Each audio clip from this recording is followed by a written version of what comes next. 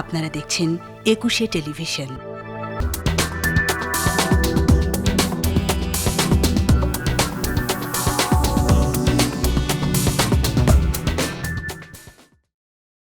আমন্ত্রণ ২১ রাতে। বর্তমান সরকার গঠিত হওয়ার পর থেকে নিশ্চয়ই সর্বক্ষেত্রে সংস্কারের একটি দাবি প্রত্যাশা মানুষের রয়েছে। বিচার বিভাগ, নির্বাচন কমিশন, দুর্নীতি দমন কমিশন, আইন শৃঙ্খলা রক্ষাকারী বাহিনী, জনপ্রশাসন ইত্যাদি ইত্যাদি নানান প্রাতিষ্ঠানিক সংস্কারের কথা বলা হচ্ছে। কিন্তু আসলে রাজনীতিতে এবং রাজনৈতিক দলগুলোতে যদি গুণগত কোনো পরিবর্তন না আসে, এই সমস্যাগুলো দিয়ে আসলে কতটা কাজ হবে। আমাদের আজকের বিষয় রাজনীতির সংস্কার। এই বিষয়ে আমাদের ২১ স্টুডিওতে আজ উপস্থিত রয়েছেন বাংলাদেশ জাতীয়তাবাদী দল বিএনপির vice chairman advocate Ahmed Azam Khan, রয়েছেন এবি পার্টির সদস্য সচিব মুজিবুর রহমান মঞ্জু। অ্যাডভোকেট আহমেদ আজম খান, শুরুতে যদি প্রশ্ন করি যে কথাগুলো আমি ভূমিকাতে বলছিলাম যে যতই সংস্কার করা হোক না কেন প্রাতিষ্ঠানিকভাবে, সেক্ষেত্রে আসলে রাজনীতিতে কতটুকু পরিবর্তন আসবে যদি রাজনীতির গুণগত কোনো পরিবর্তন না আসে? ধন্যবাদ আপনাকে, ধন্যবাদ মঞ্জু ভাইকে। আজ দ্বিতীয় স্বাধীনতার মুক্ত বাংলাদেশে নতুন বাংলাদেশ প্রত্যয়ে যখন যাত্রা শুরু, ঠিক সেই মুহূর্তে অনেক দিন, অনেক বছর পর এই ২১ টেলিভিশনে এলাম। কত বছর বলতে? কত বছর পর? অনেক বছর, আমি ঠিক গুনে দেখিনি, কারণ এরকমই তো হবে, ৯-১০ বছর পর। মানে দখলকৃত অবস্থা আসেনি, সালুম যখন দখল করে নিয়েছিল, স্বৈরাচারী শাসন ব্যবস্থা, পরবর্তীতে ফ্যাসিবাদী, পরবর্তীতে দানবীয় শাসন ব্যবস্থার এই দীর্ঘ সময়ে এখানে আসা হয়নি। তো আজকে মুক্ত বাংলাদেশের এই নতুন বাংলাদেশের সূচনায় বা পথযাত্রায় ২১ টেলিভিশনে কথা বলছি। যে কথাটা আপনি বলছিলেন অত্যন্ত গুরুত্বপূর্ণ, যে প্রত্যেকটা সেক্টরের যেমনি সংস্কার দরকার, তেমনি রাজনৈতিক দলেরও সংস্কার না হলে ওই সংস্কারগুলো তো ভঙ্গুর হয়ে যাবে, ওই সংস্কারগুলো তো টিকবে না। আমি আপনার সাথে একমত হয়ে এটুকু যুক্ত করব যে প্রত্যেকটা সেক্টরের সংস্কার নয়, নতুন বাংলাদেশের যাত্রায় আমরা প্রত্যেকটা সেক্টরের আমূল পরিবর্তন চাই। একেবারে আমূল পরিবর্তন করা ছাড়া শুধু কিছু সংস্কার করে কিন্তু এই সেক্টরগুলোকে, সাংবিধানিক প্রতিষ্ঠান, গণতান্ত্রিক প্রতিষ্ঠান, এগুলোকে শক্তিশালী করা যাবে না। এবং গণতান্ত্রিক অগ্রযাত্রায় গণতন্ত্রকে প্রাতিষ্ঠানিক রূপ দিতে, নতুন বাংলাদেশ গড়তে আমরা কিন্তু বেশি দূর এগুতে পারবো না ওই একটু একটু একটু একটু সংস্কারে। দরকার প্রত্যেকটা সেক্টরের আমূল পরিবর্তন দরকার। প্রত্যেকটা সেক্টরের আমূল পরিবর্তনে যারা নেতৃত্ব দেবে তাদের মানসিক পরিবর্তনের, তাদের ভেতরে যেমনি মানবিক পরিবর্তন দরকার হবে, তেমনি তাদের সার্বিক পরিবর্তন দরকার হবে। যে একটি নতুন বাংলাদেশ হবে, এটা জনগণের বাংলাদেশ হবে, এটা ২০ কোটি মানুষের বাংলাদেশ হবে। ঠিক তেমনি সেই বাংলাদেশকে আগামী দিনে নেতৃত্ব দেবে তো রাজনৈতিক দল। এই কথাটা তো সত্যি যে রাজনীতি ছাড়া কোনো রাষ্ট্র চলবে না, আর রাজনৈতিক দল ছাড়াও রাষ্ট্র চলবে না। তো রাজনীতিটা কে করবে? রাজনৈতিক দল করবে। তাহলে এই যে আপনি বললেন সেক্টরগুলোর কথা, এই সেক্টরগুলোর আপনি আমূল পরিবর্তন কিভাবে করবেন যদি রাজনৈতিক দলেরও আমূল পরিবর্তন না হয়? সময়ের দাবি এটা, সমস্ত কিছুরই পরিবর্তন। সব কিছুর মধ্যেই আপনার যেমনিভাবে কাঠামোর পরিবর্তন, তেমনিভাবে মানসিকতার পরিবর্তন, তেমনিভাবে যুগ উপযোগী সমস্ত কিছুর পরিবর্তন না হলে কিন্তু বাংলাদেশকে আমরা যেভাবে পরিবর্তিত দেখতে চাই সেভাবে হবে না। আর সেজন্যে আমি বলবো যে আপনার প্রশ্নটাও খুব সময় উপযোগী। আমরা যারা রাজনীতি করছি আমাদেরও পরিবর্তন দরকার হবে, মানুষের মানসিকতার পরিবর্তন দরকার হবে। একটা জিনিস কি, আমি যদি ভালো না হই তাহলে আমি যেখানে কাজ করব সেই জায়গাটাও কিন্তু ভালো হবে না। আগে মানুষকে ভালো হতে হবে। রাজনৈতিক দলে আমরা যারা রাজনীতি করি প্রাথমিকভাবে আমাদেরকে ভালো হতে হবে, তারপরে রাজনৈতিক দলের পলিসির অর্থাৎ নীতির পরিবর্তন করতে হবে সময় উপযোগী, তাহলেই আমরা কিন্তু সামনের দিকে এগিয়ে যেতে পারবো এবং বর্তমান বিশ্বের সাথে তাল মিলিয়ে বাংলাদেশটাকে এগিয়ে নিতে পারবো। যে সুযোগটা আমাদের ছাত্র জনতা তাদের অভ্যুত্থানের মধ্য দিয়ে তৈরি করে দিয়েছে, যে সুযোগটার জন্যে গত 15 বছর আমরা নিরন্তর ক্লান্তিহীন আন্দোলন করেছি। আমাদের বিএনপির 10,000-এর উপরে নেতাকর্মী খুন হয়ে গেছে, 622 জন নেতাকর্মী গুম হয়ে গেছে, ইলিয়াস আলী চৌধুরী, আলম জাকির এরা সহ, এবং প্রায় 10 লক্ষ নেতাকর্মী নিঃস্ব হয়ে গেছে, 60 লক্ষ নেতাকর্মীর বিরুদ্ধে মামলা। এই 15 বছরে এই ক্লান্তিহীন বিরতিহীন আন্দোলন করেও আমরা কিন্তু ক্ষান্ত হইনি। আমাদের সন্তানেরা যখন মাঠে নামলো, যখন জনতা মাঠে নামলো, তখন কিন্তু আমরাও আমাদের সকল শক্তি দিয়ে তাদের যোগান দিয়েছি একটা আমূল পরিবর্তিত একটা নতুন বাংলাদেশের জন্য। সেই বাংলাদেশ আমাদের সন্তানদের নেতৃত্বে এসছে। আমরা সেই বাংলাদেশে আমাদের সেই লজ্জাবোধ থেকে তো অন্তত আপনাদের পরিবর্তনটা নিয়ে আসতে হবে। সন্তানরা একটা পরিবর্তন এনে দিয়েছে, সেই জায়গা থেকে অন্তত যারা একটু অগ্রজ আছেন তাদের দায়িত্ব তো এখন আরো বেশি, যেহেতু তারা লজ্জা পেয়ে গেছেন যে ছাত্রদের দ্বারা এটি ঘটেছে, তাই না? হ্যাঁ, আমি মনে করি যে এখানে লজ্জার নাই, এটা গর্বের। না, আমি বলছি লজ্জাটা এখানে যেটা আমাদের মতো মানুষের বা আপনারা পারেননি সেটা ছাত্ররা করে দেখিয়েছে, ছাত্রদের সঙ্গে জনতাকে তারা নামিয়েছে। এই যে পেছনে আমরাও নেমেছি, অবশ্যই সমাজের অসংখ্য নেতাকর্মী হঠাৎ করে তো শহীদ হয়েছে, অবশ্যই, কিন্তু আমরা আমাদের কৃতিত্বটা আমাদের সন্তানদেরকেই দিতে চাই, যারা অগ্রণী ভূমিকা পালন করেছে। সেখানে আমি মোটেও লজ্জা পেতে চাই না, আমি গর্বিত হতে চাই আমাদের সন্তানদের জন্য, এবং তাদের পাশে থেকে তাদেরকে, তারা সামনেই থাকবে, আমরা তাদের পাশে থেকে সামনে নতুন বাংলাদেশ গড়তে চাই। লজ্জা বলতে বোঝাচ্ছি ওইটা, যেমন সম্ভবত মির্জা ফখরুল ইসলাম আলমগীর বলেছিলেন যে যেটা আমরা পারিনি সেটা ছাত্ররা করে দেখিয়েছে, এটা আমাদের জন্য লজ্জা। আমি সেই জায়গা থেকে বলছি লজ্জা বলতে যা আমাদের করার কথা ছিল ছাত্ররা করেছে, আবার পাশাপাশি এটাও সত্য যে হঠাৎ করে তো আর গণঅভ্যুত্থান সৃষ্টি হয়নি, তার পেছনে তো 15 বছর ধরে আপনারা কিংবা মুজিবুর রহমান মঞ্জুর মতো মানুষেরা তারাও তো একটু করে এই জায়গায় নিয়ে এসেছেন, তাই না? আমাদের দীর্ঘ ত্যাগ।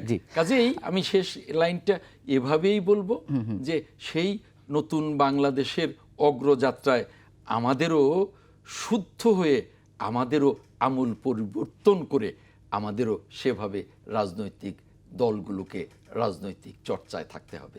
জি, মুজিবুর রহমান জি, কি মনে হয় আপনার, যেহেতু আপনারা স্বীকার করে নিচ্ছেন, সম্ভবত আপনিও একমত হবেন যে রাজনৈতিক দলগুলোতে গুণগত কোনো পরিবর্তন না এলে প্রাতিষ্ঠানিক কোনো সংস্কারের কোনো কিছুই ইতিবাচক ফল বয়ে নিয়ে আসবে না, সেই চর্চাটা কি এর মধ্যে শুরু হয়েছে নাকি আসলে শুরু করার দরকার? ধন্যবাদ। না, শুরু হয়নি। আমি প্রথম কথায় আপনাকে বলবো যে সেটা শুরু হয়নি। না শুরু হওয়ারও অনেক কারণ আছে। প্রথম কথা হচ্ছে যে পরিবর্তনটা এসেছে, অতীত এই ধরনের কিছু না কিছু পরিবর্তন হয়েছিল। ধরেন রাষ্ট্র নানাভাবে আমরা, মানে এরশাদের কথা তো মনে থাকার কথা, 90-এর অভ্যুত্থান আমরা করেছিলাম, সেখানেও একটা পরিবর্তনের আশা আমরা করেছিলাম। এবং আপনারা জানেন যে বিএনপি, আওয়ামী লীগ দুই নেত্রী একসাথে বসে একটা রূপরেখাও তৈরি করেছিল, সেটা আমরা ভুলে যাইনি। আজম ভাইরা তখন, আমরা ছিলাম ছাত্র, ওনারা হয়তো তরুণ নেতা হিসেবে ভূমিকা রেখেছেন, কিন্তু আমরা কিন্তু 90-এর রূপরেখা থেকে সরে এসেছিলাম, এবং সরে এসেছিলাম বলেই কিন্তু আবার পেছনের দিকে আসতে হয়েছে, আবার স্বৈরতান্ত্রিকতা ফিরে এসেছে।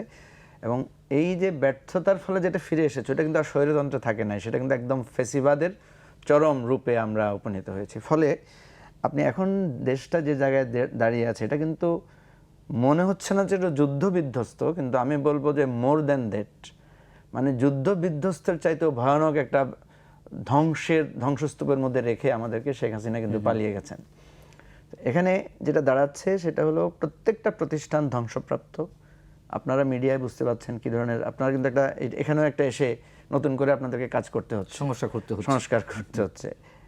দেখেন পৃথিবীর ইতিহাসে কোথাও আছে কি না প্রধানমন্ত্রী, মন্ত্রী পরিষদ, এমপিরা, চিফ জাস্টিস বৃন্দ থেকে শুরু করে মসজিদের ইমাম, খতিব পর্যন্ত পালিয়ে গেছে। এই ধরনের পৃথিবীর ইতিহাস আপনি কোথাও পাবেন না। এই যে পলিউশন, আমি গ্রামে গিয়ে দেখেছি স্কুলের হেডমাস্টারও পালিয়ে গেছে। তো এখন এই যে একটা ধ্বংসপ্রাপ্ত জায়গা থেকে সংস্কার তো পরের কথা, প্রথম কথা হচ্ছে যে আপনাকে একটা স্বাভাবিক অবস্থায় ফিরিয়ে আনা। আমি মনে করি যে আজকে প্রায় 25-26 দিন চলে যাচ্ছে, নতুন সরকার দায়িত্ব গ্রহণ করেছে, নতুন অন্তর্বর্তীকালীন সরকার, এখনো কিন্তু আমরা একটা স্বাভাবিক অবস্থায় ফিরে আসতে পারি নাই। আপনার ট্রাফিক জ্যাম, আপনার এই যে শৃঙ্খলা নষ্ট হচ্ছে, মানুষের জীবনের উদ্বেগ নানাভাবে হচ্ছে। কালকে ডাক্তারদের সেখানে একটা ধর্মঘটের মতো ব্যবস্থা হয়েছে। তো সেজন্য আমি বলছি যে পরিবর্তনটা অ্যাকচুয়ালি যদি না হয়, আমি আপনাকে বলি পান্না ভাই, আপনি বলেন সারা পৃথিবীতে এই যে প্রলয়ঙ্করী আপনার এই কোভিড-19 যেটাকে আমরা বলছি গেল, সারা পৃথিবীতে কিন্তু বিভিন্ন জায়গায় পরিবর্তন এসেছে। বাংলাদেশে কি আপনি কোনো পরিবর্তন দেখেছেন? পরিবর্তন, দুর্নীতি মাত্রা আরো মানে আমরা হয়তো ভুলেই গেছি যে কোভিডের প্রলয়ঙ্করী একটা অবস্থার মধ্যে একটা বছর আমরা কাটিয়েছি, আমরা একে অপরের সাথে দেখা করতে পারি নাই, আমাদের সবকিছু বন্ধ হয়ে গিয়েছিল, আমরা মানে বাবা সন্তানের কাছে যেতে পারে নাই, মা লাশ হয়ে যাওয়ার পরেও ছুঁয়ে দেখতে পারে নাই, আমরা কিন্তু ভুলে গেছি। সুতরাং আমি খুব মানে সহজভাবে আপনার জবাবটা দিতে পারি নাই যে আমাদের মধ্যে পরিবর্তন আসবে কিনা। আমার কাছে মনে হয়েছে যে পরিবর্তন আনতে হবেই। আপনি দেখেন একটার পর একটা, আগের যে সমস্ত রোগ ব্যাধি ছিল তার চাইতে কত ভয়ঙ্করভাবে এসেছে করোনা, কিন্তু করোনার পর চলে যাওয়ার পর আমরা দেখলাম এটা আসলে তেমন কোনো রোগ না, কিন্তু এটা একটা ধ্বংস করে দিয়ে গেছে সারা পৃথিবীতে। তেমনিভাবে আমাদের বাংলাদেশের ইতিহাসের যে আন্দোলন হয়েছে, যে সংগ্রাম হয়েছে, যে লড়াই হয়েছে, আমি একটা কথা বলি, আজম ভাই বলেছেন যে এটা আমরা যারা রাষ্ট্রবিজ্ঞানে পড়েছি আমরা জানি যে কোনো পুরাতন প্রজন্ম ফ্যাসিবাদকে পরাজিত করতে পারে না, একটা নতুন প্রজন্মে গড়ে উঠতে হয়। ফলে যেটা হয়, আমরা যারা ওল্ড মানে প্রজন্ম, আমরা যারা পুরাতন প্রজন্ম, আমাদেরকে কিভাবে দমন করতে হবে, আমাদেরকে কিভাবে নিঃশেষ করে দিতে হবে, গুম খুন করলে, অপহরণ করলে আমরা ভয় পেয়ে যাব, সেটা কিন্তু করে আমাদেরকে দমিয়ে রাখা হয়েছে। এই যে উনি বললেন যে বিএনপির হাজার হাজার লোক, আমি লাস্ট মুহূর্তে তো জেলখানায় ছিলাম, আমি দেখেছি বিএনপিতে পরিপূর্ণ জেলখানা, এবং আলেম ওলামা, জামাত, তারপরে হেফাজতে পরিপূর্ণ জেলখানা। কি পরিমাণ নির্যাতন হয়েছে আপনি কল্পনা করতে পারবেন না। কিন্তু দেখেন একটা নতুন প্রজন্ম, তারা কিন্তু যখন রাজপথে এসেছে, আমি দেখেছি তাদের মধ্যে একটা ফেস্টিভ মুড। দেখবেন তারা নানা পোস্টার নিয়ে এসেছে, তারা গান নিয়ে এসেছে, তারা কবিতা নিয়ে এসেছে, তারা পোস্টার নিয়ে এসেছে, কার্টুন নিয়ে এসেছে। তারা কিন্তু একটা ফেস্টিভ মুডে একটা শুরুটা করেছিল, এবং তাদের উপর কিন্তু পুরানো প্রয়োগটাই করা হয়েছে। আমাদের উপর যে প্রয়োগটা, সেই প্রয়োগটা তাদের উপর করানো হয়েছে, কাঁদানো গ্যাস, আপনার সাউন্ড গ্রেনেড, তারপরে গুলি। কিন্তু দেখা গেছে, আপনি ওই যে পুলিশের কথা বলেছেন না স্বরাষ্ট্রমন্ত্রীকে, যে এটা কেমন কথা, গুলি মারি একটা পড়ে যায় আরেকটা আগায় আসে, এদের কিন্তু দমন করা সম্ভব না। ফলে পৃথিবীর ইতিহাস বলছে কোনো ফ্যাসিবাদকে তার সময়ের লোকেরা, পুরানো লোকেরা তাদেরকে পরাজিত করতে পারেনি, তাদের জন্য একটা নতুন জেনারেশনকে আসতে হয়েছে। এখন আমাদের জন্য যেটা ভয়ঙ্কর ব্যাপার, আমাদের জন্য যেটা চিন্তার ব্যাপার, যে এই নতুন প্রজন্ম যেটা পরিবর্তন করেছে, সেই পরিবর্তনে আমরা সবাই পরিবর্তিত হতে পারবো কিনা। কেন পারছি না দেখেন, বিএনপির 31 দফা একটা সংস্কার এবং রূপরেখা তারা দিয়েছিল প্রস্তাবের জন্য। সেখানে আপনি দেখবেন, সেখানে প্রথমেই বলা হয়েছে যে মানে প্রশাসনের গুরুত্বপূর্ণ জায়গাগুলোতে নির্দলীয় লোকদেরকে সেখানে দেয়া হবে। এখন যখন সচিবালয়ে, এখন যখন পুলিশ প্রশাসনে, এখন যখন আপনার আদালতে দেখা গেল যে পুরো খালি, বিচারকরা, ডিএজিরা, এএজিরা সবাই পদত্যাগ করে ফেলেছে, থানায় পুলিশ নাই। স্বাভাবিকভাবে আপনি সেই পদগুলো পূরণ করবেন কাকে দিয়ে? যারা দীর্ঘ 15 বছর ধরে নির্যাতিত হয়েছে, নিপীড়িত হয়েছে, যাদেরকে চাকরি দেওয়া হয় নাই, যাদেরকে অন্যায়ভাবে বহিষ্কার করা হয়েছে, তাদেরকেই তো দিতে হবে। আপনি দেখবেন সচিবালয়ে একসাথে 3টা প্রমোশন দিতে হয়েছে। একটা লোক আপনার অতিরিক্ত সচিব হওয়ার কথা তার যোগ্যতা অনুসারে, তার চাকরি অনুসারে, কিন্তু সে ওই সিনিয়র অ্যাসিস্ট্যান্ট সেক্রেটারি হয়ে পড়ে আছে। তো যখন তাকে আপনি সিনিয়র অ্যাসিস্ট্যান্ট সেক্রেটারির পরবর্তী তার প্রাপ্য ন্যায়সঙ্গত পদবিটা দিচ্ছেন, তখন তিনি কিন্তু মানে ডেপুটি সেক্রেটারি, জয়েন্ট সেক্রেটারি বা সে অতিরিক্ত সচিব হয়ে যাচ্ছে। এটাও কি বিতর্কের সৃষ্টি করবে না যে এক সপ্তাহের মধ্যে মুক্তিযুদ্ধ মন্ত্রণালয়ের কথা আমি বলতে পারি যে বাবুল মিয়া নামে এক ব্যক্তি, তিনি ক্রেস্ট জালিয়াতির সঙ্গে জড়িত ছিলেন, যেটি মুক্তিযুদ্ধে যারা সামান্য অবদান রেখেছিলেন বিদেশি যারা আমাদের বন্ধুরা, তো সেখানে সোনা দেওয়ার কথা ছিল, তার বদলে পিতল, দস্তা, এটাও দুর্নীতির একটা উদাহরণ আওয়ামী লীগ শাসনের সময়। না, এটা তো বিচ্ছিন্ন একটা দুটো ঘটনা পান্না ভাই। আমি যেটা বলছি যে এখন আপনি কি করবেন, আপনি যে পুলিশের কর্মকর্তা বানাবেন, আপনি যে সচিবালয়ে এখন দায়িত্ব পালন করবেন, ডিসিএসপি গুলো নিয়োগ দিবেন, আপনার তো উপায় নাই। যারা নির্যাতিত, নিপীড়িত, বঞ্চিত হয়েছে যোগ্য লোক, তাদেরকে তো দিতে হবে অবশ্যই, সেটা এবং তাদেরকে যখন আপনি দিবেন তখন কিন্তু প্রশ্ন উঠবে যেখানে সব দলীয় লোক দেয়া হচ্ছে। কারণ এই লোকগুলোতে দলীয় একটা তকমা লাগিয়ে, আপনি দলীয় তকমা লাগিয়ে, বিএনপি জামাত একটা তকমা লাগিয়ে, যে বিরোধী দলের তকমা লাগিয়ে তো আপনি এদেরকে বঞ্চিত করেছেন। স্বাভাবিকভাবেই এখন প্রশাসনের দায়িত্বটা তাদের হাতে আসবে, আর যখনই আসবে তখনই মানুষ বলবে যে এখানে তো আবার দলীয় লোক দেওয়া হচ্ছে। তাহলে এই যে বিএনপি যে একটা সংস্কারের স্বপ্ন দেখেছিল, সেই সংস্কারটা চাইলেও তো সে করতে পারছে না, বা আপনি চাইলেও তো করতে পারছি না। অ্যাজ ইফ মনে হবে যে আওয়ামী লীগ চলে গেছে, এখন আবার বিএনপির লোকেরা এসে সেটাতে পুনঃস্থাপিত হচ্ছে। এই জায়গাটাকে আপনি কিভাবে, এটা পৃথিবীর কোনো তত্ত্ব দিয়ে, কোনো কিছু দিয়ে তো আপনি এটাকে মোকাবেলা করতে পারবেন না। সেই জন্য বলছি যে এই সংস্কারের আমাদের যে বিশাল প্রত্যাশা, এই প্রত্যাশাটাকে জাস্টিফাইড করতে হবে, এটাকে যুক্তিযুক্ত করতে হবে। আমরা শুধু একটা কাল্পনিক পরিবর্তন, কাল্পনিক সংস্কারের কথা বললে হবে না। এই সমস্যাগুলো সামনে তুলে ধরে এনে বলতে হবে যে এখন আমাদের এটা উপায় নাই। আপনারা হয়তো এখন এইটা বলবেন, আস্তে আস্তে আমাদেরকে একটা সঠিক জায়গায় যেতে হবে, একটা রোডম্যাপ লাগবে। আজম খান, আমরা দেখলাম যে আপনাদের প্রতিষ্ঠা বার্ষিকীতে দলের মানে বিএনপির ভারপ্রাপ্ত চেয়ারম্যান তিনি বললেন যে 2 বারের বেশি কেউ প্রধানমন্ত্রী থাকতে পারবে না। এই যে উপলব্ধিটা, তার যে ব্যক্ত যে ইচ্ছেটার কথা তিনি জানালেন, এটাকে আমরা খুবই গুরুত্বের সঙ্গে কতখানি নিতে পারি যে এটা যদি হয় সেটাও একটি সংস্কারের পর্যায়ে পড়ে? আমি বলবো তার কারণ বাংলাদেশ তো পরিবারতন্ত্রের মধ্যেই রয়েছে, বাংলাদেশ ঘুরে ফিরে একই ব্যক্তি কেন্দ্রিক হয়ে গেছে। আমরা জানি যে প্রধানমন্ত্রীর ক্ষমতা অসীম, রাষ্ট্রপতি এবং প্রধানমন্ত্রীর ক্ষমতা ভারসাম্যের কথা যেখানে বলা হচ্ছে, সেই জায়গা থেকে এই বক্তব্যটি আমরা কি শুধুমাত্র যেমন নির্বাচনী প্রতিশ্রুতি অনুযায়ী আমরা অনেক কিছু শুনি, আবার পরে যা তা হয়ে যায়, আমি সব দলের ক্ষেত্রেই বলছি, এটি কি তেমন কিছু নাকি এটি আমরা অবশ্যই কায়ম অনুবাককে আমরা স্বীকার করে নেব যে না, এটা একেবারে ভিতরের কথা?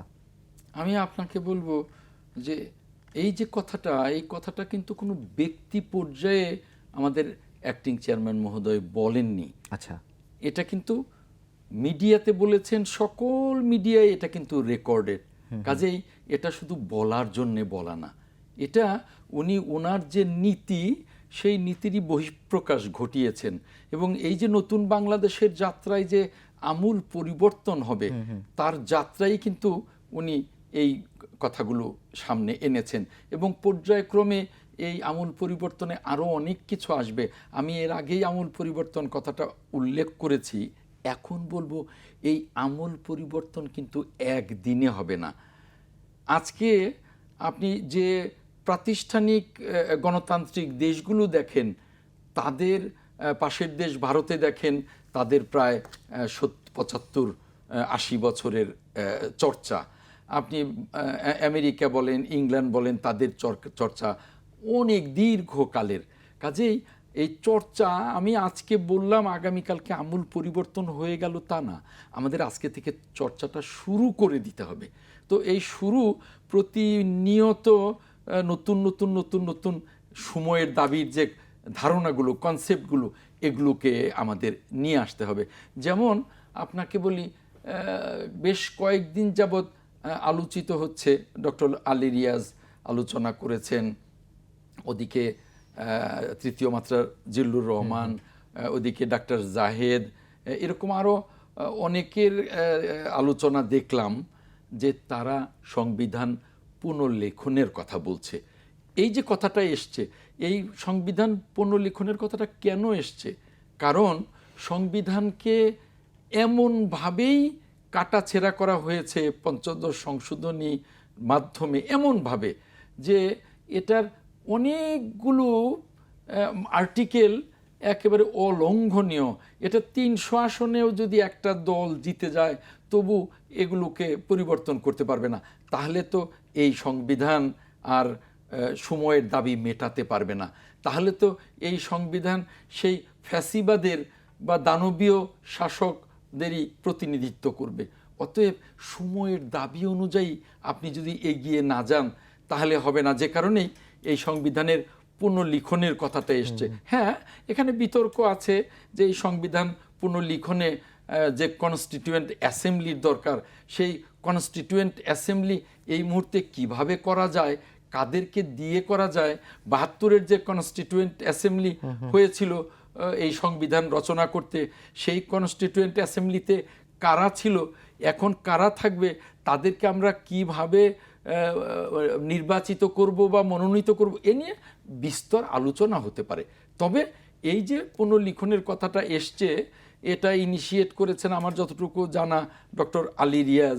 তো এই জিনিসগুলো আসতে হবে আমূল পরিবর্তনে, আগামী দিনের নতুন বাংলাদেশ গড়াতে এগুলো আসতে হবে।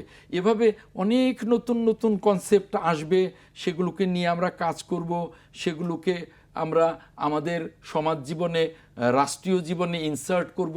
আস্তে আস্তে আস্তে আস্তে আমাদের চর্চার মধ্য দিয়েই এটা আসবে।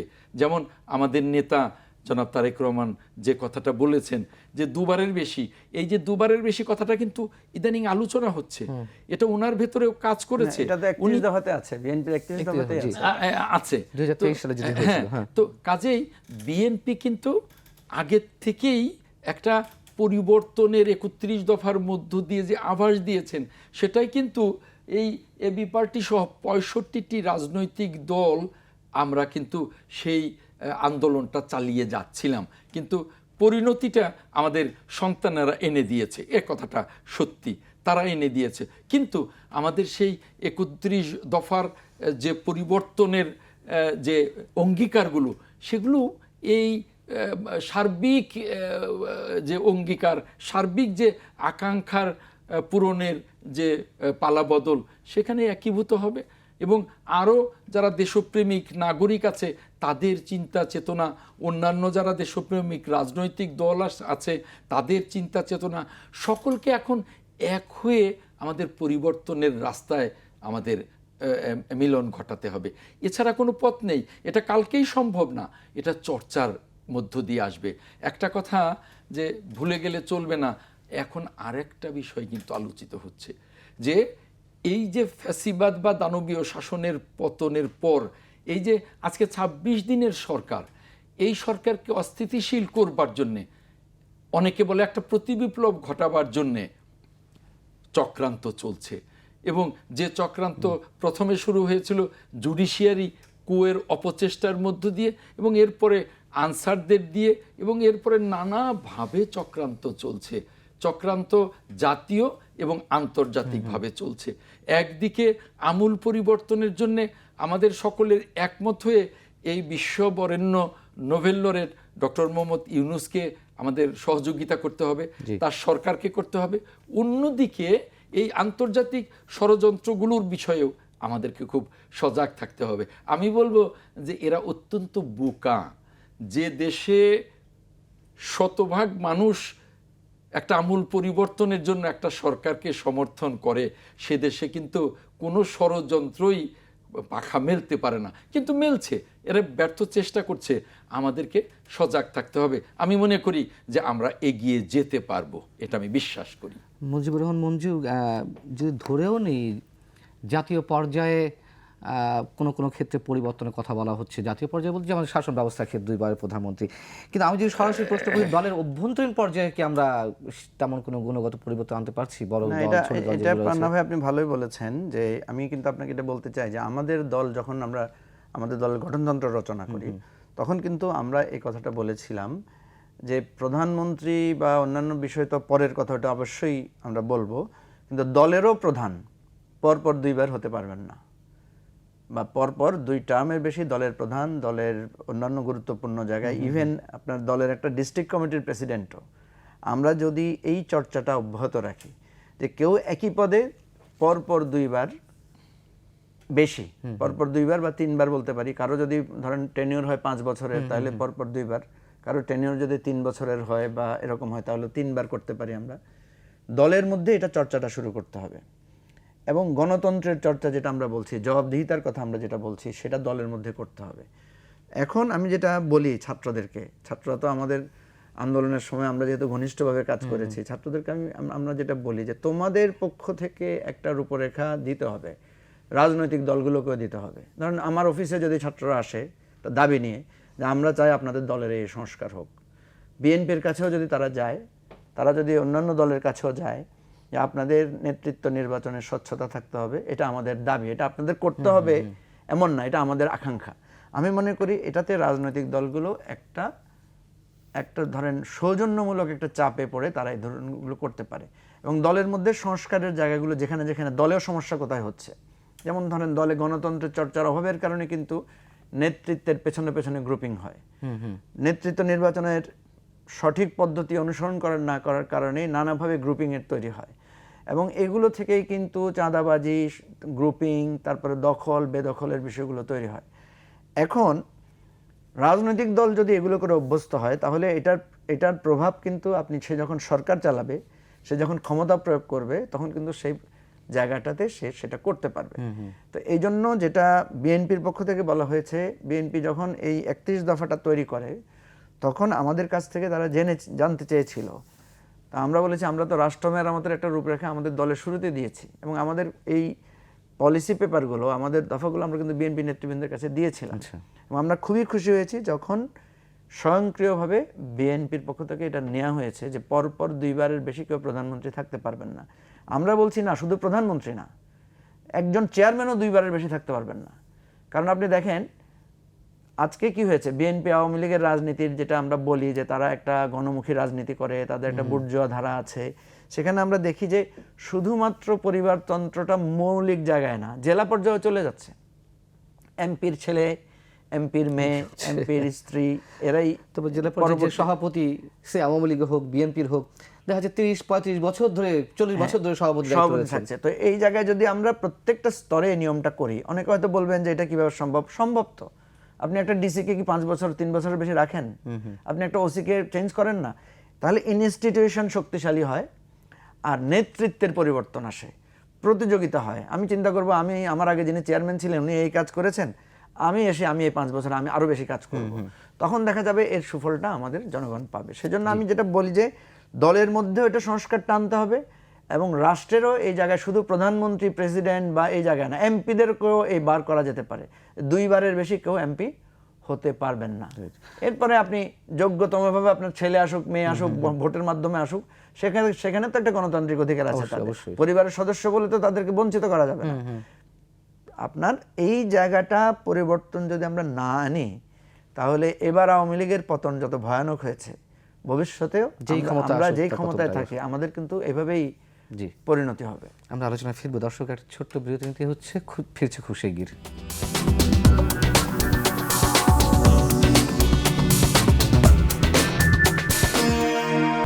আবারও আমন্ত্রণ 21 রাতে কথা বলছি রাজনৈতিক সংস্কার নিয়ে। আমাদের সঙ্গে আলোচনা রয়েছেন অ্যাডভোকেট আহমদ আজম খান, বিএনপির ভাইস চেয়ারম্যান, এবং একই সঙ্গে রয়েছেন এবি পার্টির সদস্য সচিব মুজিবুর রহমান মঞ্জু। আহমদ আজম খান, আপনার কি মনে হয় রাজনৈতিক সংস্কৃতি তো অপসংস্কৃতিতে পরিণত হয়েছে, এটা অপ্রিয় হলেও বাস্তবতা। এই অপসংস্কৃতি থেকে বেরিয়ে আসার জন্য আপনারা দুজনেই যে কথাগুলো এতক্ষণ মার্ক করলেন, এর বাইরে আর কি করা যেতে পারে? কি প্রয়োজন এই মুহূর্তে আসলে জাতিকে যাতে আর হতাশাগ্রস্ত হতে না হয়? তার জন্যে রাজনৈতিক চর্চাটা সবচেয়ে দরকার। রাজনৈতিক চর্চাটা যখন থাকবে তখনই কিন্তু অনেক কিছুর সমাধান চলে আসবে। তার মানে মুজিবুর রহমান মঞ্জু যে কথাগুলো এতক্ষণ বললেন তার সঙ্গে আপনি মোটামুটি একমত পোষণ করছেন? একেবারেই একমত। কারণ আপনি একটা জিনিস ধরুন যে 5 বছর বা 4 বছর মেয়াদের জন্যে আপনি এমপি নির্বাচিত হলেন, আপনি যখনই চিন্তা করবেন যে 4 বছর পরে আপনাকে বা আপনার দলকে আবারও ভোট চাইতে যেতে হবে, তখন কিন্তু আপনি অনেক অনিয়ম থেকে দূরে থাকবেন, অনেক দুর্নীতি অনৈতিকতা থেকে দূরে থাকবেন। আপনি না থাকলে আপনার দল আপনাকে থাকতে বাধ্য করবে। তো এই যে একটা বিষয় আমি বললাম, তো সেরকম যখনই আপনার দলে সংস্কার না হবে, ওটাও কিন্তু আপনার প্রতিপক্ষ দল জনগণের সামনে নেবে। এই যে দেখেন, এই যে তার দলের ভেতরের এই অবস্থা, তখন কিন্তু জনগণ বলবে যে আপনার দলের ভেতরে তো অবস্থা ভালো না, আপনার দলে তো কোনো সংস্কার নেই, আপনাকে কেন ভোট দেব? অর্থাৎ প্রত্যেকটা ক্ষেত্রে তখন একটা জবাবদিহিতার তৈরি হবে। যেমন আমার নেতা আমাকে দায়িত্ব দিয়েছিলেন আমার জেলার, যে আপনি একেবারে তৃণমূল থেকে জেলা পর্যন্ত সব জায়গায় গণতান্ত্রিকভাবে নেতৃত্ব নির্বাচনের জেলা কাউন্সিল করবেন। আমি এমনভাবে তৃণমূল থেকে শুরু করে একেবারে জেলা পর্যন্ত জেলার কাউন্সিলে 15 দিন আগে আমি নির্বাচন কমিশন গঠন করেছি সিনিয়র মানুষদের দিয়ে, তারপরে প্রিজাইডিং অফিসার, পোলিং অফিসার, এবং 15 দিন আগে ভোটার তালিকা দিয়ে দিয়েছি। আপনারা ভোট চান, যাদেরকে পছন্দ হবে তাদেরকে ভোট দিয়ে নেতৃত্ব নির্বাচন করবে।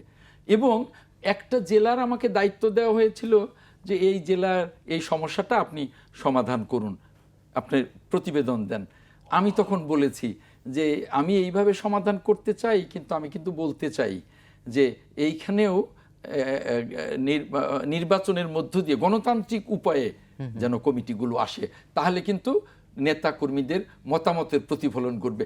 সাথে সাথে আমার চেয়ারম্যান মহোদয় বললেন অবশ্যই দেবেন এটা। তো এই যে চর্চা যদি শুরু হয় তাহলে দেখবেন যে আস্তে আস্তে আস্তে আস্তে সব ঠিক হয়ে যাবে।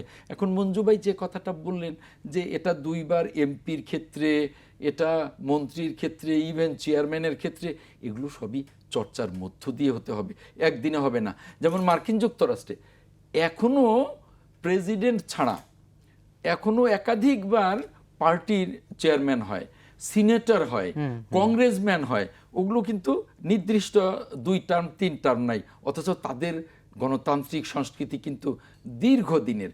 অতএব আমরা আমাদের গণতান্ত্রিক সংস্কৃতি কিন্তু শুরুই করতে পারিনি। আমরা কিন্তু এই যতবার গণতান্ত্রিক সংস্কৃতি চর্চা করতে গেছি ততবারই মুখ থুবড়ে পড়েছি। আমাদের গণতান্ত্রিক সংস্কৃতিটা আগে চর্চা শুরু করা দরকার। একটার পর একটা সামনে আসবে, একটার পর আমরা একটাকে সলিউশন করব। এইভাবেই একদিনে নয়, যুগ যুগ ধরে আমরা এগুলো নিয়ে কাজ করব। দেখবেন যে আমরা অনেক এগিয়ে যাব, সত্যিকারে আমরা একটা নতুন বাংলাদেশ পৃথিবীর বুকে দাঁড় করাতে পারবো। আমার প্রশ্ন মুজিবুর রহমান মঞ্জু, মানে আমরা তো রাজনৈতিক দলগুলোকে সবসময় এক ধরনের নেতিবাচকভাবে দেখছি, তাদেরকে নানানভাবে আমরা টিজ করছি যে তারা কিছু করতে পারছে না।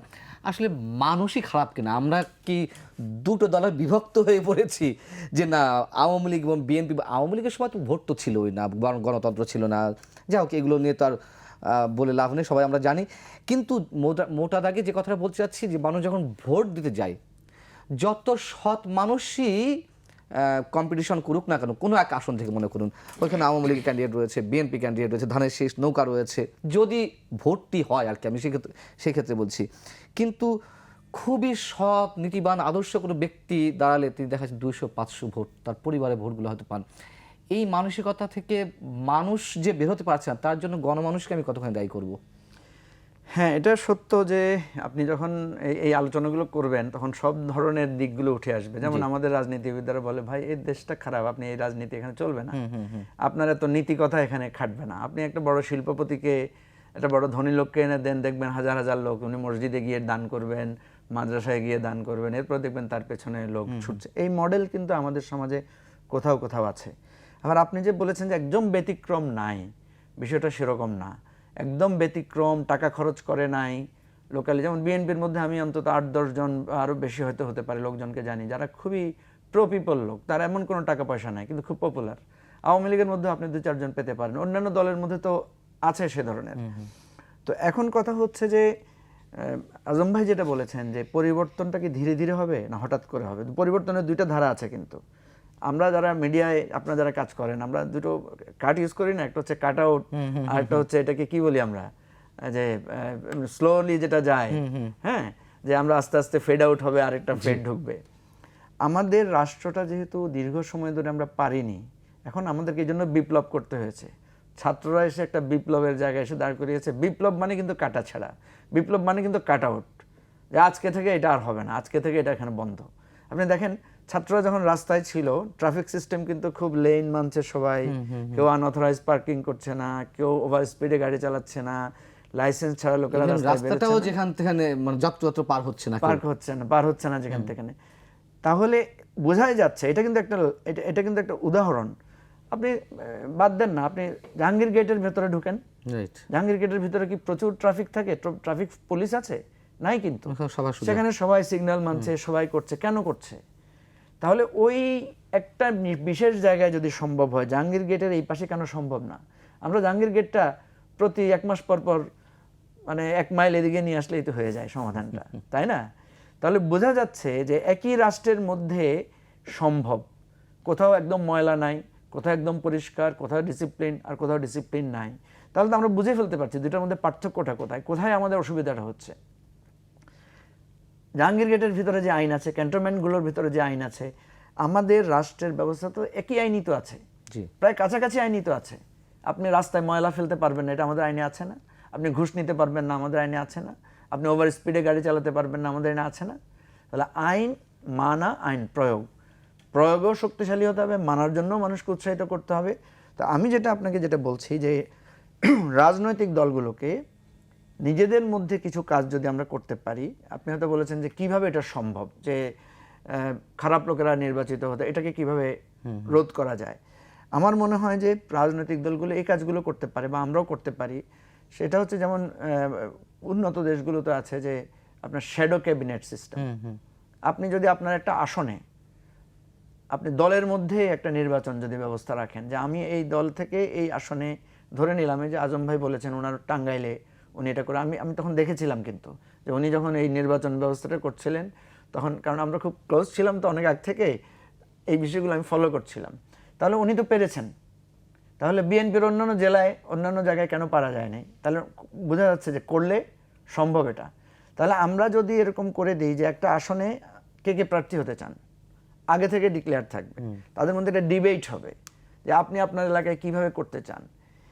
প্রযুক্তির ব্যবহারের মাধ্যমে তাদের বক্তব্যগুলো তারা তুলে ধরবেন এবং সেভাবে তাদের জনমত সংগ্রহ করা হবে যে পান্না সাহেব ইলেকশনে দাঁড়াবেন না আহমেদ আজম খান দাঁড়াবেন না মুজিবুর রহমান মঞ্জু দাঁড়াবেন, তখন ভোটাররা এবং দলের লোকেরা মতামত দিতে পারবে।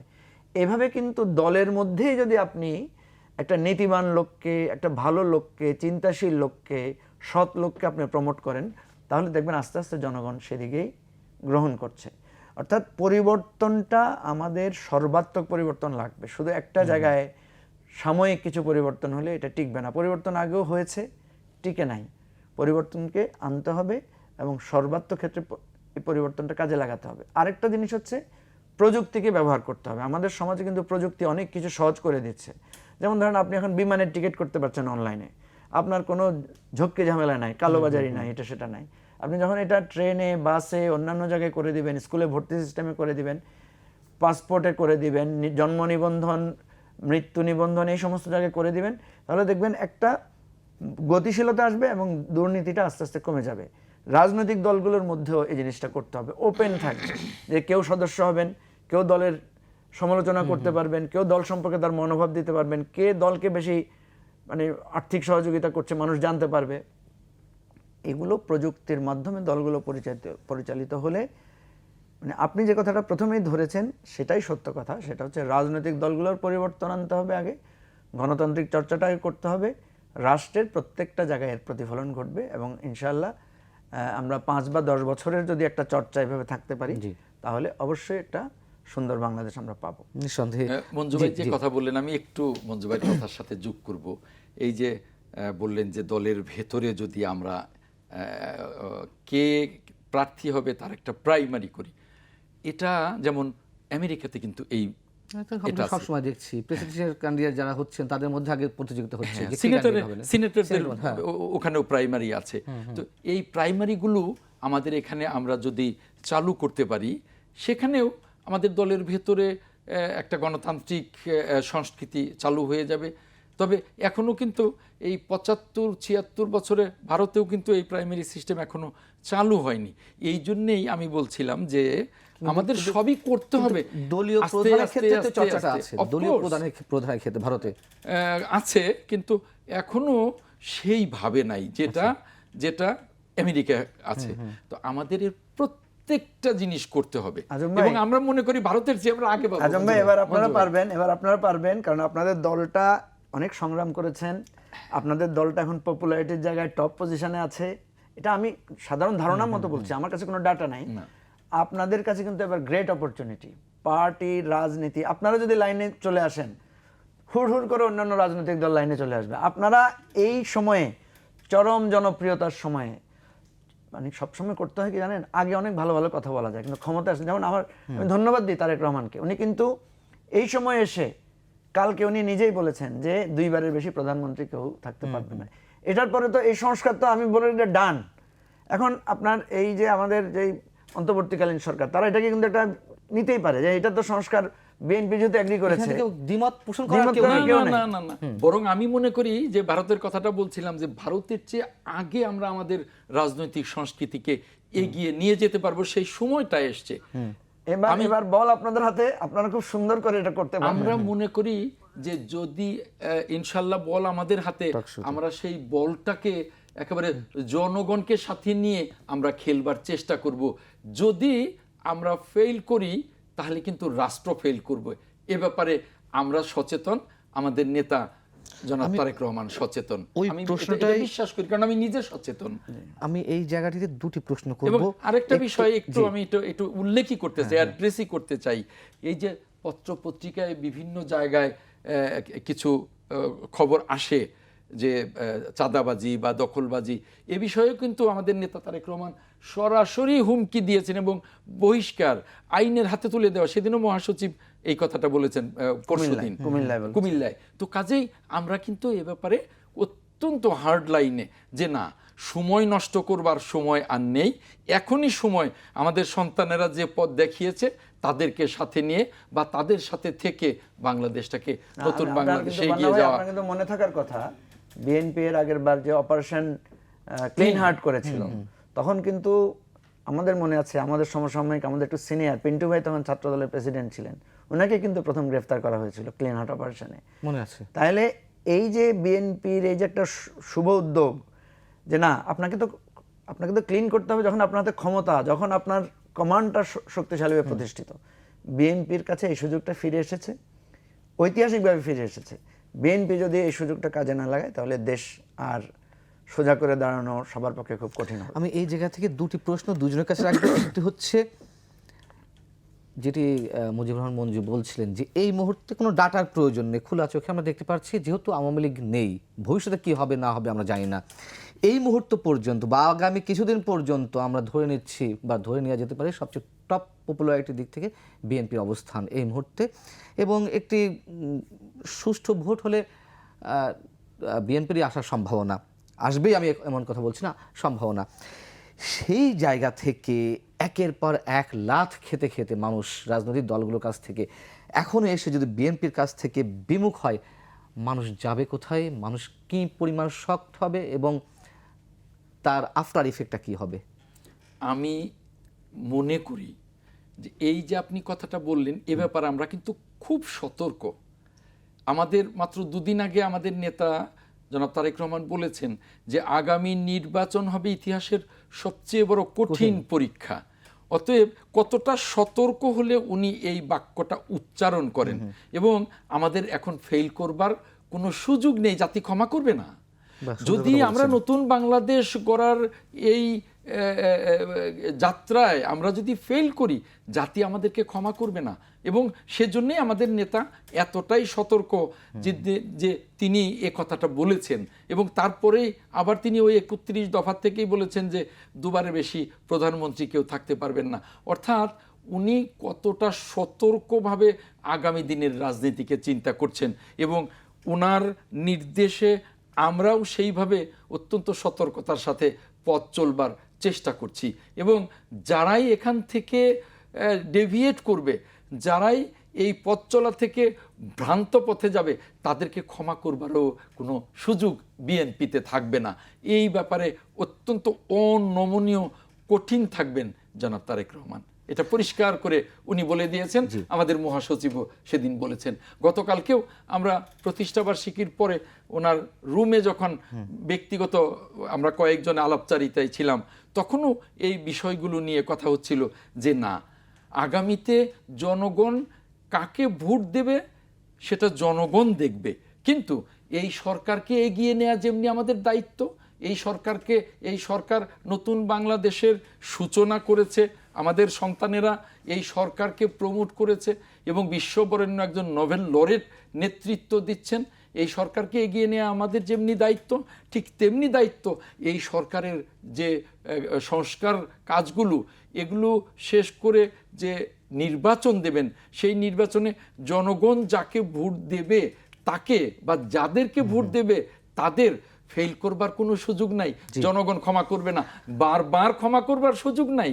একবার এক স্বৈরাচারের পতন ঘটবে, আবারও আরেক স্বৈরাচারের জন্ম নেবে, আর সেই সুযোগ জনগণ দেবে না। এই একটি প্রশ্ন ছিল আপনার কাছে। আর যে দ্বিতীয় প্রশ্নটি মজিবুর রহমান মঞ্জু আপনার কাছে করতে চাই, অনেক রক্ত অনেক প্রাণের উপর দিয়ে বর্তমান সরকার, যেটি আপনি অফেয়ারে বলছিলেন যে এই সরকার যদি ফেল করে, মানুষের যে প্রত্যাশাটি বা তাদেরকে যদি কাজ করতে না দেওয়া হয় অন্তর্বর্তীকালীন সরকারকে, তাহলে কি ঘটতে পারে? মানে ওই একই ধরনের প্রশ্ন, একটু হচ্ছে রাজনৈতিকভাবে আর একটু হচ্ছে সরকার অন্তর্বর্তীকালীন সরকারের দিক থেকে আমরা কোথায় গিয়ে ছিটকে পড়ব? দেখেন, এই সরকারকে তো আমরাই বসিয়েছি বা আমরাই বলেছি যে এই ধরনের একটা সরকার দরকার। অন্তর্বর্তীকালীন সরকার বা কেয়ারটেকার সরকার, এটা তো আমাদের একটা দাবি ছিল, সর্বমহলের দাবি। সরি, ডক্টর ইউনূস যখন দায়িত্ব নিয়েছেন উনি কিন্তু বলেছেন যে আমাকে কাজ করতে দিতে হবে, আমাকে সঠিকভাবে কাজগুলো করে নিতে হবে। এখন আমরাই কিন্তু ওনার কাছে দাবি করছি যে আমাদের অর্থনৈতিক যে সংকট, এটা দূর করতে হবে, আমাদের যে হিউজ টাকা আমাদের পাচার হয়ে গেছে, এটা পাচার দূর করতে হবে, দুর্নীতি বন্ধ করতে হবে। অর্থাৎ একটা সংস্কারের বিষয়গুলো, সংস্কারের দাবি আমাদের এই সরকারের কাছে আমাদের প্রত্যাশা আছে। আমরা স্বীকার করি বা না করি, বাংলাদেশের মানুষের ধারণা যে রাজনৈতিক দলগুলো অনেক কিছু সংস্কার করতে পারে না। ধরেন ফুটপাত থেকে আপনার অবৈধ যারা ব্যবসা করে, রাজনৈতিক দল এদেরকে তুলতে পারে না কেন? কারণ রাজনৈতিক দলের ওখানে তার সাপোর্টাররা আছে, রাজনৈতিক দল অনেক তাকে ভাবতে হয়, কারণ সে মানুষ নিয়ে রাজনীতি করে। নট অনলি সেটা, চাঁদাবাজির একটা বিষয় থাকে। তারপরে ধরেন এই যে রিক্সা কোন রোডে চলবে, কোন রোডে চলবে না, গাড়িগুলোর ব্যাপার সেবার নানা ধরনের, এগুলো আমি বিস্তারিত বলতে চাই না। রাজনৈতিক দলকে সিদ্ধান্ত নিতে গেলে তার অনেকগুলো বিষয় ভাবতে হয়, তার সমাজে দায়বদ্ধতার বিষয়গুলো আসে। ধরেন পলিথিন বন্ধ করা, রাজনৈতিক দল পলিথিন বন্ধ করতে যাবে, দেখা যাবে যে তার নিজেরই 10টা ব্যবসায়ী আছে, পলিথিন ব্যবসায়ী। তখন তারা এসে বলবে যে আমরা কোথায় যাব, আমাদের ইত্যাদি ইত্যাদি ব্যাপার, আমি দলকে এইভাবে সাহায্য করেছি ইত্যাদি ব্যাপার আছে। কিন্তু এই ধরনের সরকারগুলোর পক্ষেই কিছু সংস্কার করা সম্ভব। তো সেজন্য আমি মনে করি যে বিএনপিও কিন্তু এটা স্বীকার করেছে, যদিও মাঝখানে কিছু গ্যাপ হয়েছে, বিএনপির মধ্যে একটা উষ্মা তৈরি হয়েছিল, এবং সেটা হওয়ার কিছু কারণও ছিল যে আমি যতটুকু জেনেছি অন্তর্বর্তীকালীন সরকারের 1-2 জন উপদেষ্টা আছেন যাদের এই রাজনৈতিক দলগুলোর সাথে কোঅর্ডিনেশন করার কথা, তারা কিন্তু করেন নাই কোঅর্ডিনেশনটা, ফলে এখানে একটা গ্যাপ তৈরি হয়েছে। তো সেটা সেদিন আমি শুনেছি যে কিছুটা গ্যাপটা কমে আসার একটা আভাস পেয়েছি। তো এখন কথা হচ্ছে যে এই সরকারের কাছে আমরা কিছু সংস্কার চাই, আমরা চাই একটা রাজনৈতিক সুন্দর পরিবেশ ফিরে আসার পরে সবাই স্বাধীনভাবে ভোট দিতে পারবে, এরকম একটা নির্বাচন আসুক। এখন আমি যখন আপনার কাছে কিছু চাইবো, আপনাকেও তো আমাকে কিছু দিতে হবে। আপনাকে কি দিতে হবে? আপনাকে সময় দিতে হবে, আপনাকে সহযোগিতা করতে হবে। এই জন্য এই সরকারকে আমাদের প্রয়োজনীয় সহযোগিতাও করতে হবে, প্রয়োজনীয় সময় দিতে হবে। এখন সহযোগিতা মানে কি? যেমন আপনি হয়তো বলবেন, যেমন কালকে আমি প্রেসে দাবি করেছি যে এই সরকার আইন শৃঙ্খলা রক্ষা এবং জীবনের নিরাপত্তা দেওয়ার ব্যাপারে উদাসীন। এখন আপনি হয়তো প্রশ্ন করতে পারেন, এটা তো আপনি সহযোগিতা করলেন, আপনি তো সরকারকে ব্লেম করলেন। নিশ্চয়ই না। হ্যাঁ, রাজনৈতিক দল আকারে একটা সরকারকে জবাবদিহিতা আনা, এটা এক ধরনের সহযোগিতা। অবশ্যই। কারণ আপনি দেখেন একটা ডাক্তারকে তার চেম্বারে ঢুকে বা তার ওটিতে ঢুকে তাকে মারা হচ্ছে, তার সিকিউরিটির কোনো ব্যবস্থা নাই। কালকে আমি দেখলাম 2-3 জন রাজনৈতিক নেতা মারা গিয়েছেন বিভিন্ন জায়গায়। আমাদের দলেরই একজন নেতা রংপুরে সে চাঁদাবাজির প্রতিবাদ করতে যাওয়াতে স্থানীয় মানে বিএনপি পন্থী কিছু লোকের পরিচয় দিয়ে এসে তাকে আঘাত করেছে। তখন আমি যে একটা থানায় যাব, আমি যে পুলিশকে ডাকবো, সেই জায়গাটা তো হয় নাই, পুলিশ তো আসছে না। কিভাবে আসবে বলেন? যেই ফুটেজটা আমরা দেখেছি যে পুলিশ মেরে আপনার ভ্যানের উপর তুলে আগুন দিয়ে জ্বালিয়ে দিচ্ছে, এই পুলিশ নৈতিকভাবে কি আমাদেরকে শাসন করতে পারে? এই পুলিশের কাছে কি আমি বিচার নিয়ে যেতে পারি? আর সেই পুলিশ কি আমার সামনে নৈতিকতা নিয়ে দাঁড়াতে পারে? তাহলে এই যে ভয়ঙ্কর ডিজাস্টার যেটা হয়ে গেছে, এই সরকারকে তো এটাকে প্রায়োরিটি দিতে হবে। সেই জন্য আমরা বলছি যে আমরা আপনাদেরকে সাহায্য করব, সময় দিব। কতদিন সময় লাগবে পুলিশকে ঠিক করতে, ডিসিএসপি অ্যাপয়েন্ট করতে, কোর্টকে একটা প্রপার জায়গায় নিয়ে আসতে? একটা সময় তো আপনাকে নিতে হবে, আপনি তো এটা অবিশ্রান্ত সময় নিতে পারবেন না। আমরা কিন্তু চিফ অ্যাডভাইজারকে বলেছি যে বাংলাদেশের মানুষের সাধারণ নিয়ম হচ্ছে আমরা একটু ধৈর্য কম, আমাদের নানা কারণে, আমাদের এখানকার মানে অ্যানথ্রোপোলজিক্যাল কজেস আছে যে নানা কারণে আমাদের ধৈর্য কম। আপনাকে কিন্তু একটা নির্দিষ্ট সময়ের পর একটা সময় কিন্তু মানুষ কিন্তু বলবে যে যেই লাউ সেই কদু, বা যেই ধরনের দেখেছিলাম এখনো তো তাই, তাইলে পার্থক্য কি? সুতরাং মানুষের মধ্যে নাভিশ্বাস ওঠার আগেই একটা সময় আমাকে এটা শেষ করতে হবে। আমি একটা ছোট্ট উদাহরণ দিই আপনাকে। আমি যখন জেলখানায় 5 তারিখ সকালে, যখন শেখ হাসিনার পতন হয়েছে তো দুপুরের পরে, সকালের দিকে আমার সাথে কিছু ছাত্ররা দেখা করতে আসলো, যারা বৈষম্য বিরোধী ছাত্র জেলে ছিল, ওরা আসলো, এসে একদম গোল হয়ে বসে বললো যে ভাইয়া এই সরকার কি যাবে না? তো আমি দেখলাম যে ওদের মনে অনেক কষ্ট, ওদের মধ্যে অনেক প্রত্যাশা।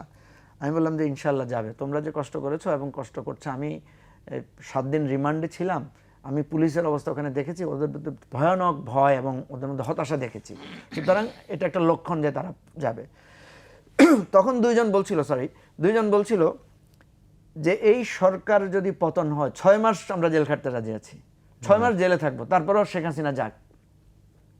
তো আমি পিছনে হাত দিয়ে বললাম তোমাদের আশা হয়তো পূরণ হবে, দোয়া করো ভালো করে, এখন তো জেলখানায় আছো, বেশি বেশি দোয়া করো। বিকেলেই তো শেখ হাসিনার পতন হয়ে গেল, দুপুরের পরেই আমরা খবর পেয়েছি পরে জেলখানার ভিতরে।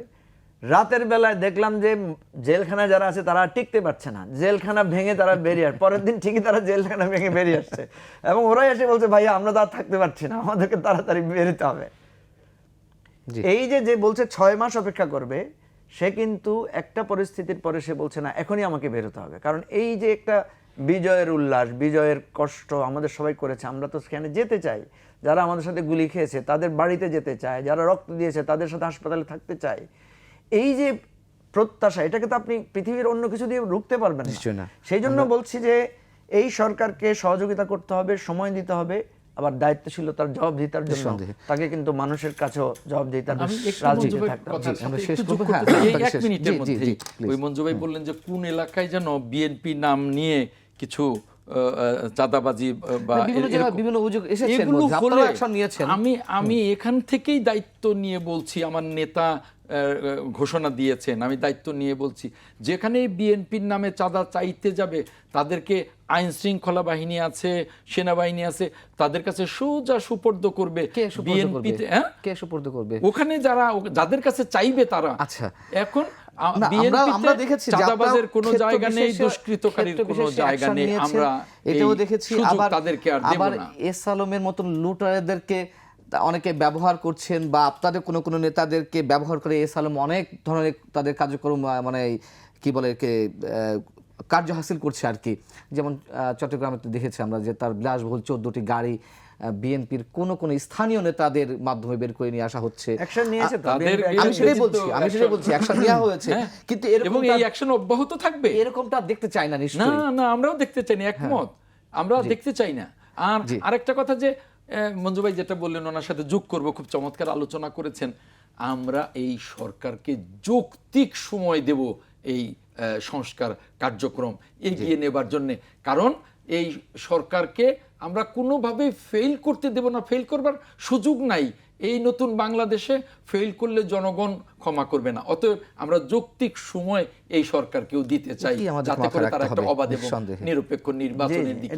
রাজনৈতিক দল হিসেবে আমাদের দায়িত্ব সেটা। অনেক ধন্যবাদ মুজিবুর রহমান মঞ্জু, ধন্যবাদ অ্যাডভোকেট আহমেদ আজম খান। দর্শক, শেষ করছি, এই ছিল আমাদের আজকে আলোচনা। অবশ্যই সব কিছুর আগে, সব সংস্কারের আগে রাজনৈতিক দলগুলোকেই নিজেদেরকে সংস্কার করতে হবে, এর বাইরে বিকল্প বোধহয় কিছুই নেই। সেটুকু প্রত্যাশা রেখে শেষ করছি। শুভরাত্রি, ভালো থাকুন সবাই।